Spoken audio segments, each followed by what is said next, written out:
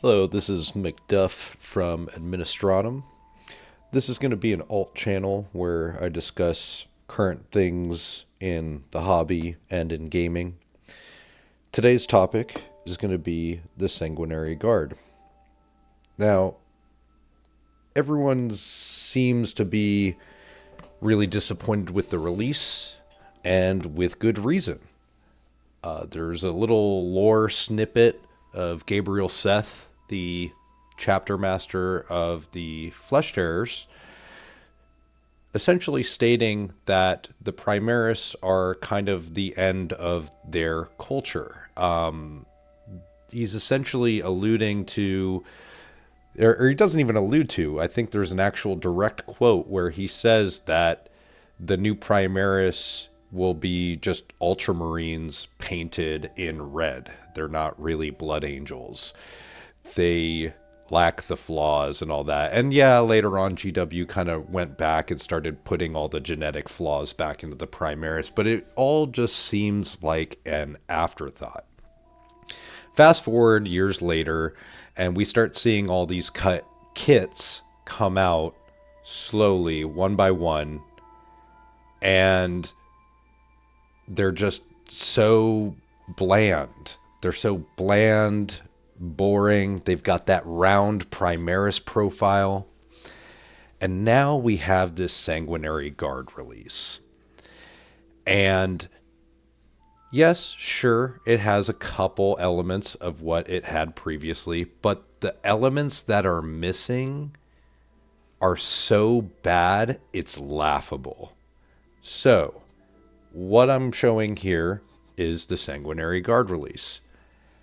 What I'm going to show next is the same model painted up as an Ultramarine.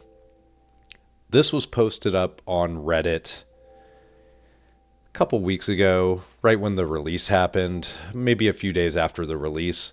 I want to give credit to the original person that did the work to change this paint job into an Ultramarine and do the digital kit bashing to change it over. But in reality, the only thing that's been changed here is we have a couple Ultramarine symbols and the axe.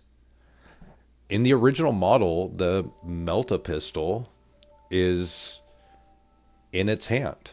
The original model would have the pistols mounted on the vambrace, on the forearm.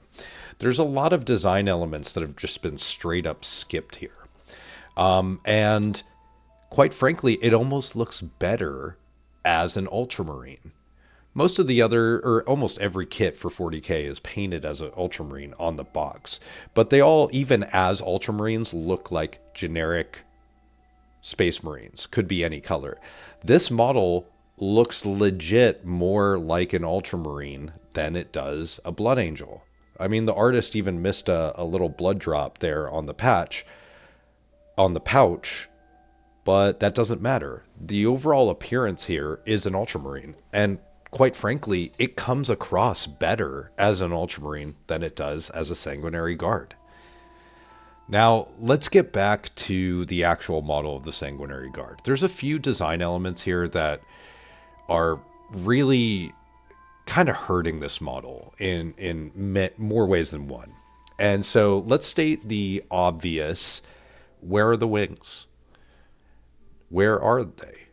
That is a staple of your Sanguinary Guard.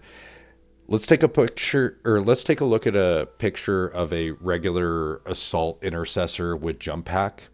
They have these two little winglets on the back of their jump pack that's supposed to, help them kind of, I guess, navigate or use the jump pack. All the previous generations of jump pack didn't need all those fins and stuff.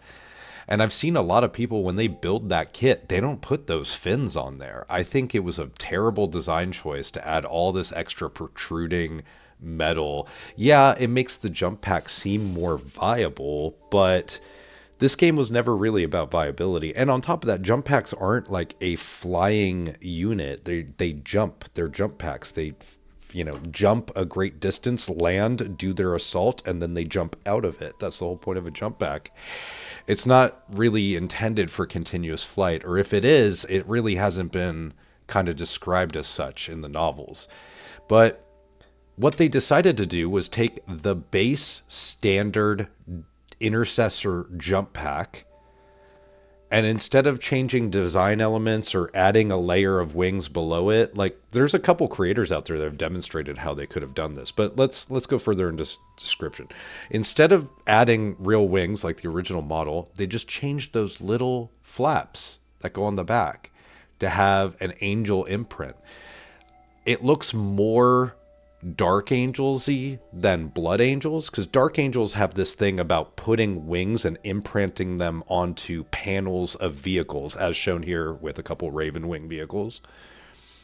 Whereas the Blood Angels use angelic wings that are actually structured as so. They're not just a piece of art put on a panel. Now, don't get me wrong, they put a lot of wing art on a bunch of things, but it's really a full wing representing a wing. When it had its original jump packs, you had the wings, and the jump pack was behind the wings, and the wings kind of covered the jump pack. Aesthetically, the wings are what you see the most of.